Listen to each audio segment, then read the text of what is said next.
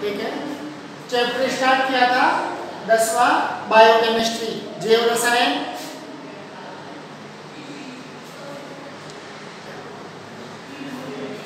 दसवां चैप्टर जैव रसायन बायोकेमिस्ट्री का कितने अंक का था? 8 अंक का। ठीक है। 3 लेक्चर हो चुके थे पहले। जैव रसायन कितने शब्दों से मिलकर बना है? जैव रसायन की शाखा की खोज किसने की थी? ठीक है।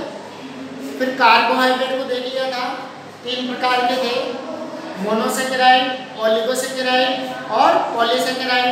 ठीक है। फिर मोनोसेकेराइड के उदाहरण, ओलिगोसेकेराइड के उदाहरण और पॉलीसेकेराइड के उदाहरण दे दिए थे। पॉलीसेकेराइड में भी 2 प्रकार के पॉलीसेकेराइड देखे थे।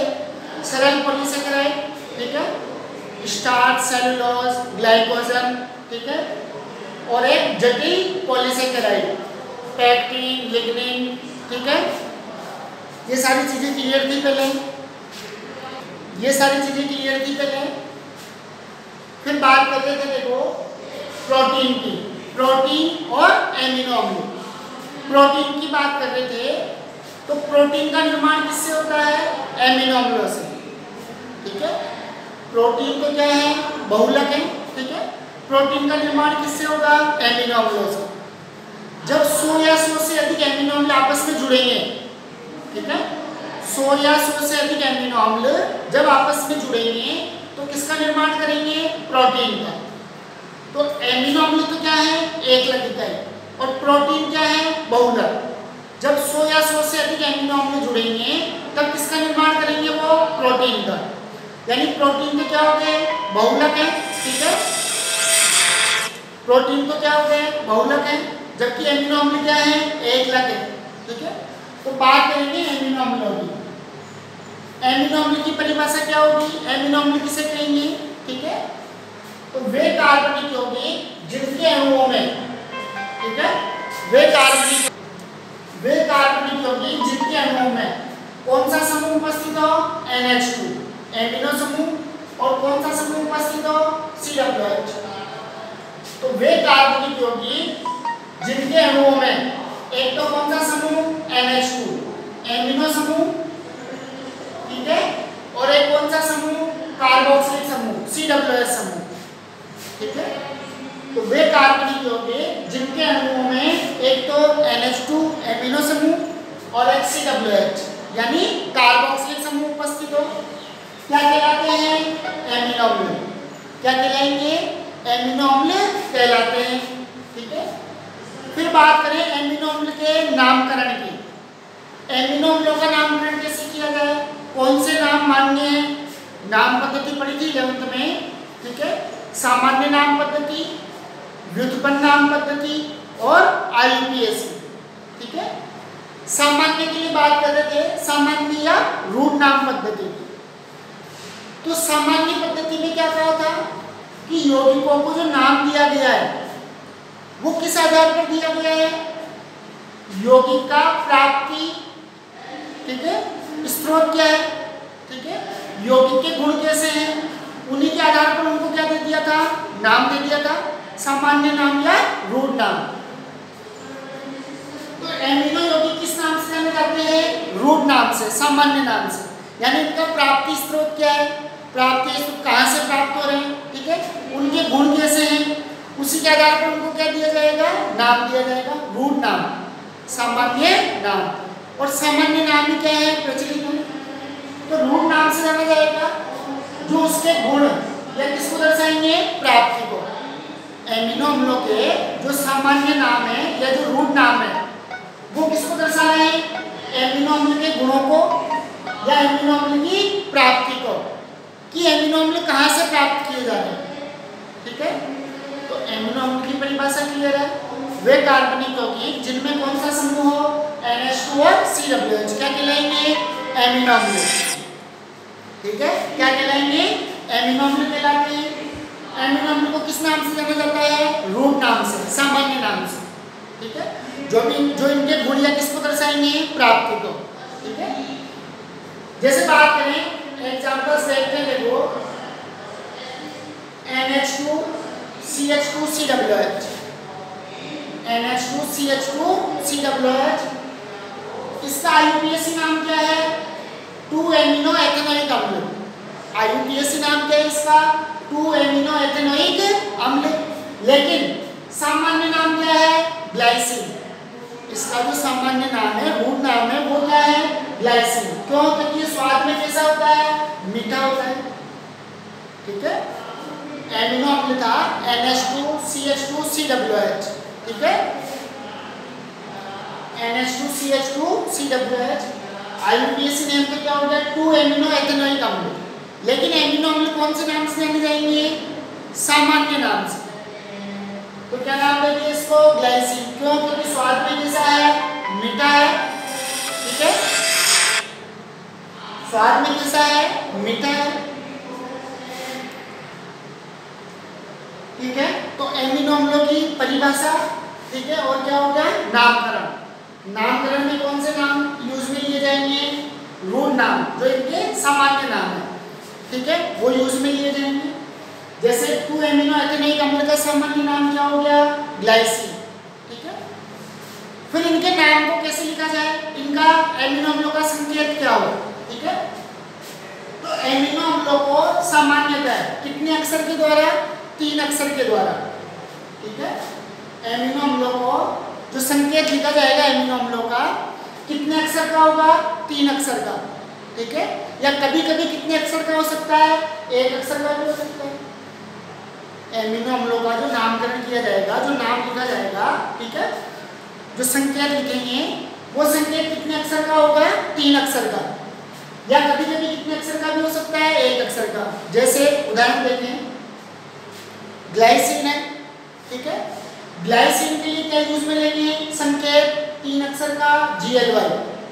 या 1 अक्षर में क्या ले सकते हैं? G। लेकिन 1 अक्षर में क्या होता है? कभी कभी जैसे 2 एमिनो अम्ल है और दोनों का फर्स्ट जो वर्ड है, पहला जो शब्द है वो कॉमन है, तो वहां दिक्कत आ जाती है। वहां कौन सा लिया जाता है? फिर 3 अक्षर का। ठीक है, जैसे ट्रिप्टोफैन की बात करें, ट्रिप्टोफैन, अब इसका भी फर्स्ट अक्षर क्या है? T। और थ्रियोनिन की बात करें, इसका भी फर्स्ट वर्ड क्या है? पहला अक्षर क्या है? T। तो यहाँ कंफ्यूजन हो जाता है कि कौन सा है, ट्रिप्टोफैन है या थ्रियोनिन है। तो मुख्यतः कौन से लिए जाएंगे? 3 अक्षर वाले। जैसे ग्लाइसिन के लिए GLY, या 1 अक्षर में क्या ले लिया? G। ठीक है, उसके बाद एलेनिन, एलेनिन के लिए क्या यूज में लेंगे? 3 वर्ड के लिए AL है, या 1 वर्ड के लिए क्या यूज में ले लेंगे? A। ठीक है, तो एमिनो अम्लों की परिभाषा, एमिनो अम्लों का नामकरण और एमिनो अम्लों के संकेत कितने शब्द में होंगे? 3 शब्द में। ठीक है, या कभी कभी कितने शब्द में दे सकते हैं? 1 शब्द में। फिर आगे बात करें आवश्यक एमिनो अम्ल।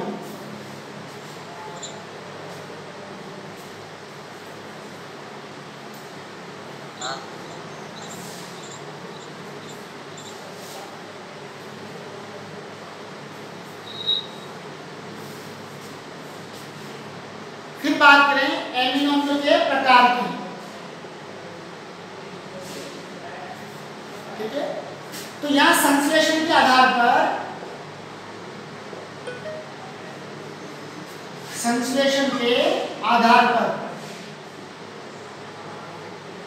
कितने प्रकार के एमिनो अम्ल हैं? 2 प्रकार के। एक तो अनावश्यक एमिनो अम्ल,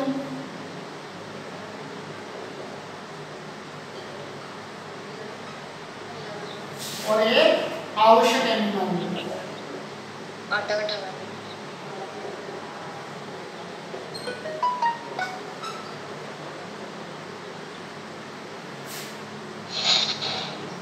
ठीक है, संश्लेषण के आधार पर एमिनो अम्ल कितने प्रकार के होंगे? 2 प्रकार के। एक तो कौन से? अनावश्यक एमिनो अम्ल, और एक कैसे होंगे? आवश्यक। आवश्यक देते हैं, दूसरा नाम देते हैं अनिवार्य।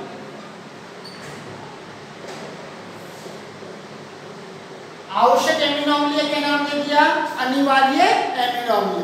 ठीक है, अब अनावश्यक एमिनो अम्ल किसे कहते हैं? ऐसे एमिनो अम्ल जिनका संश्लेषण मानव शरीर में होता है। ऐसे एमिनो अम्ल जिनका संश्लेषण उच्च जगत के जंतुओं अमीनो, जैसे बात करें मानव, ठीक है, तो ऐसे अमीनो अम्ल जिनका संश्लेषण मानव के शरीर में होता है वो अमीनो अम्ल को क्या कहलाते हैं? अनावश्यक अमीनो अम्ल। जिन अमीनो अम्लों का संश्लेषण मानव शरीर में होता है वो अमीनो अम्ल तो क्या कहलाएंगे? अनावश्यक अमीनो अम्ल। ठीक है, फिर बात करें जिन अमीनो अम्लों का संश्लेषण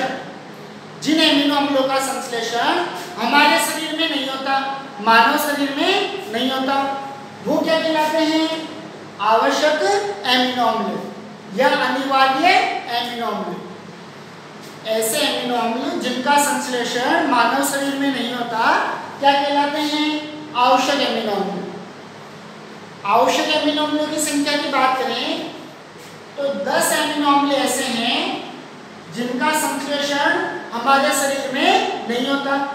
ठीक है, आवश्यक अमीनो अम्लों की बात करें तो कितने आवश्यक अमीनो अम्ल हैं? 10। ठीक है, जिनका संश्लेषण हमारे शरीर में नहीं होता। ठीक है, कौन कौन से हैं बात करते हैं। देखो,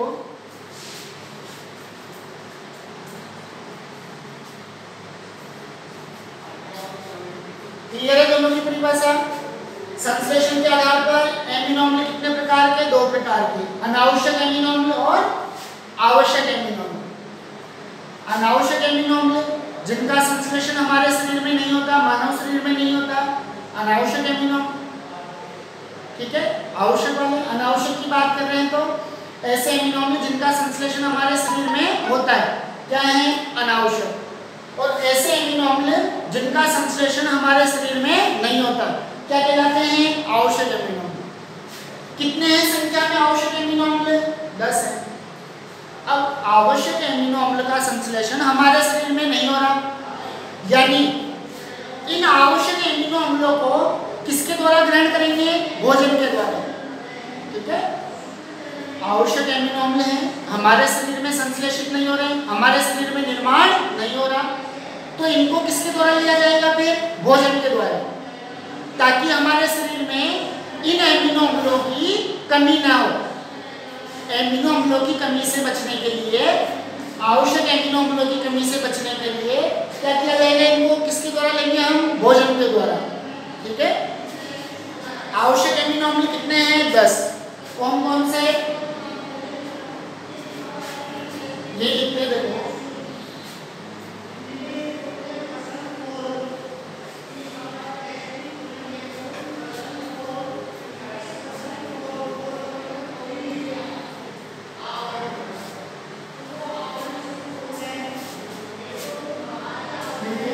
आवश्यक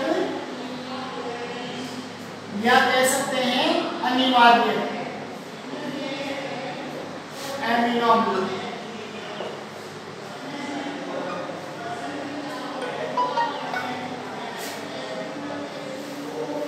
आवश्यक या अनिवार्य अमीनो अम्ल बात करेंगे फॉर्मूले के द्वारा, याद रखना है शॉर्ट में, टीवी मिल पात।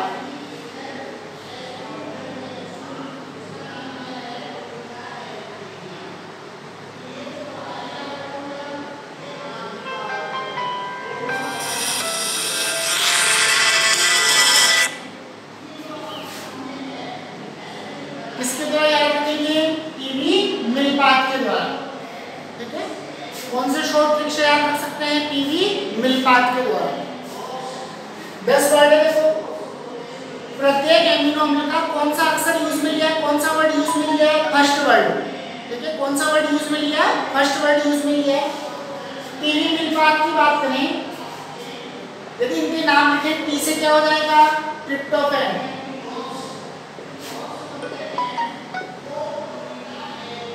टी से तो क्या होगा? ट्रिप्टोफैन। ठीक है, वी से क्या हो जाएगा? वैलिन। टी से तो क्या हो गया? ट्रिप्टोफैन। वी से क्या हो जाएगा? वैलिन। एम से क्या हो जाएगा? मेथियोनिन।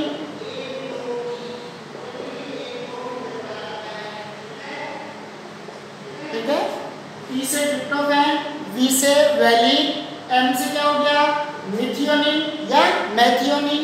ठीक है, आई से क्या हो जाएगा? आइसोल्यूसिन। आइसोल्यूसिन।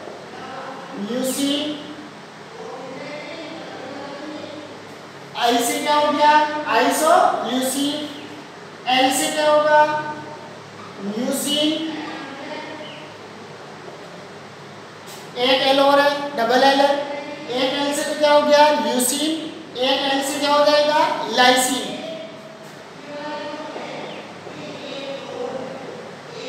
एक एल से क्या हो जाएगा लाइसिन।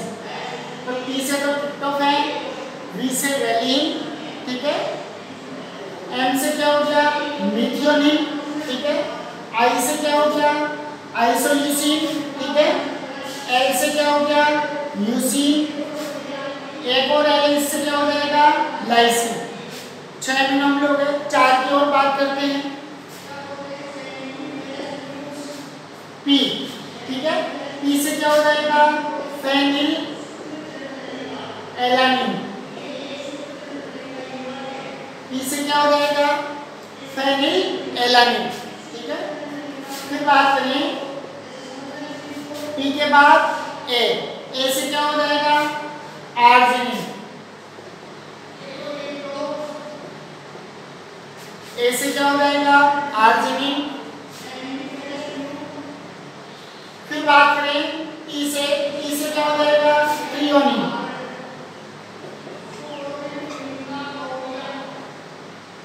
टी से क्या हो जाएगा थ्रियोनिन।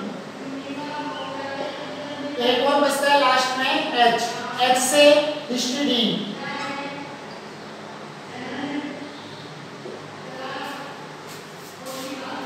ये 10 आवश्यक एमिनो अम्ल हो गए। आवश्यक एमिनो अम्ल कितने थे अपने पास 10 थे, ठीक है। आवश्यक एमिनो अम्ल कितने थे अपने पास 10 थे, ठीक। कौन कौन से कैसे याद रख रहे थे टीवी मिल्पात, टी से तो क्या था ट्रिप्टोफैन, वी से क्या हो गया वैलिन, एम से क्या हो गया मेथियोनिन, आई से क्या हो गया आइसोल्यूसिन, एल डबल एल है, एक एल से क्या हो गया ल्यूसिन, एक एल से क्या हो गया लाइसिन, टी से क्या हो गया फेनिल एलानिन, ए से क्या हो गया आर्जिनिन, टी से क्या हो जाएगा थ्रियोनिन और एच से क्या हो जाएगा हिस्टिडीन। तो ये 10 आवश्यक एमिनो अम्ल है, ठीक है, अनावश्यक और आवश्यक। जो हमारे शरीर में संश्लेषित हो रहे हैं वो तो अनावश्यक है, और जो हमारे शरीर में संश्लेषित नहीं होते वो कैसे हैं आवश्यक। जब हमारे शरीर में संश्लेषित नहीं होते तो किसके द्वारा लेना आवश्यक है भोजन के द्वारा। तो आवश्यक एमिनो अम्ल कितने हैं 10 हैं, ठीक है। कौन कौन से टीवी मिल्पात से याद रखेंगे, कौन कौन से ये tryptophan, valine, methionine, isoleucine, leucine, lysine, phenylalanine, arginine, threonine और हिस्टिडीन, ठीक है। ये हो गए आवश्यक एमिनो अम्ल टीवी मिल्पात के रूप में। फिर बात करेंगे आगे, ठीक है, यहाँ तक क्लियर है। फिर आगे बात करेंगे नेक्स्ट टॉपिक की पेप्टाइड पॉलीपेप्टाइड।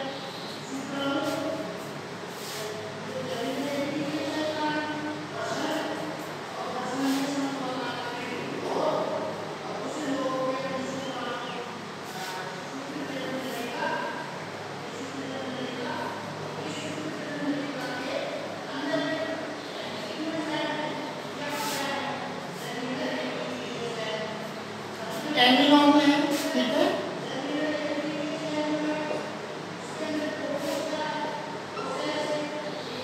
क्या कहा 100 या 100 से अधिक,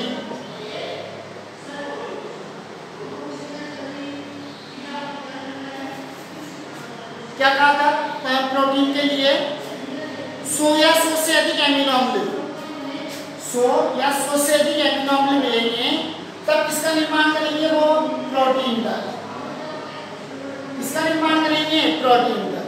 यानी एमिनो अम्ल तो किसके रूप में है एकलव्य मोनोमर,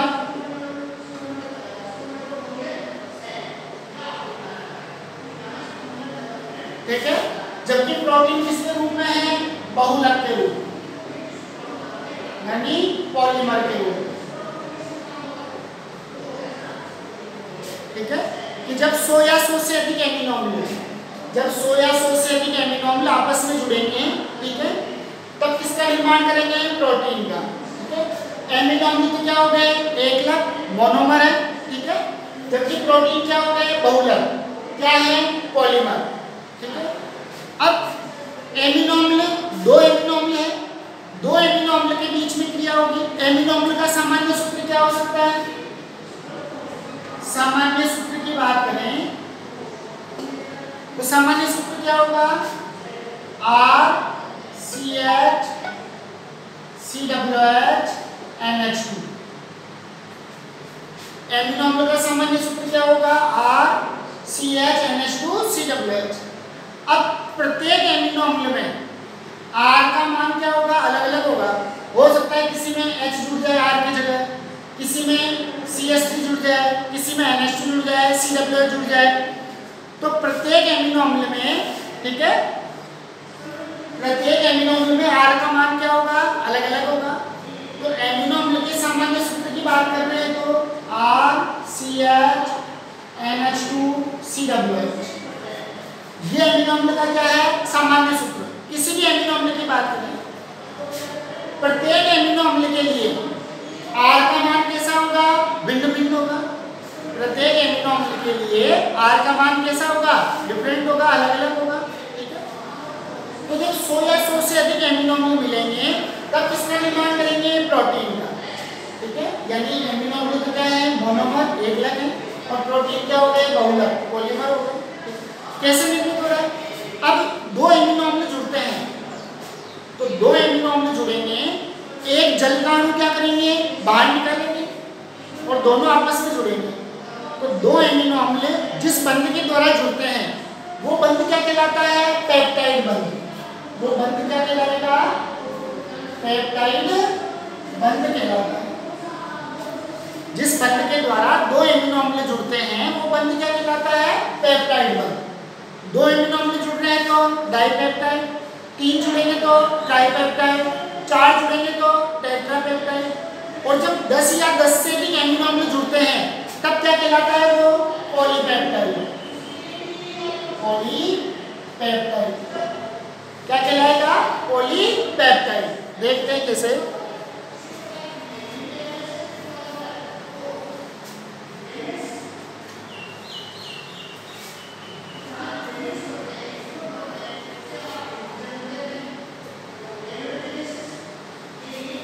कोई सा भी सामान्य एमिनो अम्ल ले, जैसे बात करें NH2 CH2 COOH, ऐसे लिखो इसको,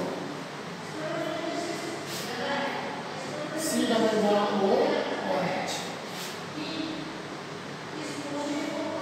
NH2 CH2 COOH।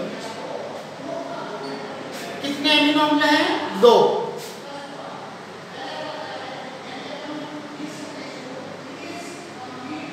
कितने एमिनो अम्ल हैं? दो। NH2 CH2 COOH plus NH2 CH2 COOH। ये COOH क्या देगा? OH, और ये एमिनो समूह क्या देगा? H। तो यहाँ से किसका अणु बाहर निकल गया? H2 होगा। किसका अणु बाहर निकलेगा? H2 होगा। क्या बच गया? NH2 CH2 CO। इस CO की कितनी संयोजकता लिखते हैं? एक। इधर से NH की भी कितनी संयोजकता लिखते हैं? एक। तो NH और CO के नाइट्रोजन और कार्बन के बीच में क्या बन जाएगा? Sigma bond. तो sigma bond NH CH2 COOH। तो दो एमिनो अम्ल आपस में जुड़ रहे हैं, किसका अणु बाहर निकाल रहे हैं? जल का अणु, छोटे अणु बाहर निकाल रहे हैं। तो कार्बन और नाइट्रोजन के बीच में किसका निर्माण हो जाएगा? पेप्टाइड बंध का। तो जो CONH बंध है, ये बंध ही क्या कहलाता है? पेप्टाइड बंध। CONH बंध है, ये CONH बंध ही क्या कहलाता है? पेप्टाइड बंध। दो एमिनो अम्लों के बीच में है तो डाइपेप्टाइड, तीन एमिनो अम्लों के बीच में पेप्टाइड बंध बनेगा तो ट्राइपेप्टाइड, चार एमिनो अम्लों के बीच में बनेगा तो टेट्रापेप्टाइड। ठीक है, और ये 10 या 10 से अधिक एमिनो अम्लों के बीच में पेप्टाइड बंध का निर्माण होता है तो वो पेप्टाइड बन क्या कहलाएगा? पॉलीपेप्टाइड। पॉलीपेप्टाइड यानी प्रोटीन क्या है? एक प्रकार के पॉलीपेप्टाइड है। प्रोटीन क्या है? एक प्रकार के पॉलीपेप्टाइड है। एमिनो अम्लों के क्या है? बहुलक है। ठीक है, यहाँ पे क्लियर है, बाकी देखेंगे फिर नेक्स्ट क्लास में।